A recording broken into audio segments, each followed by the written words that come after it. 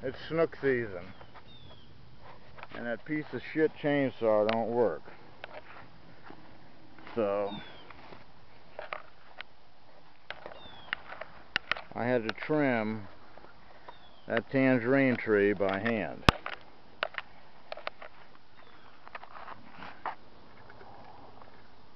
Not even any juice left in them. I'm on a deserted island. I need all the tangerines I can get.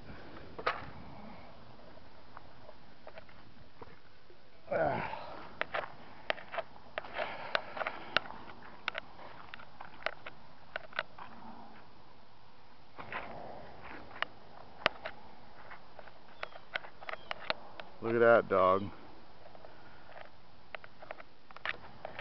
See that? That's what you get for working on this tangerine tree. We're just going to make it more accessible to pick fruit. Clear out the middle of the tree, and everything growing straight up or too high, I'm going to take off. That's tangerine pruning 101. Thank you. Have a good day.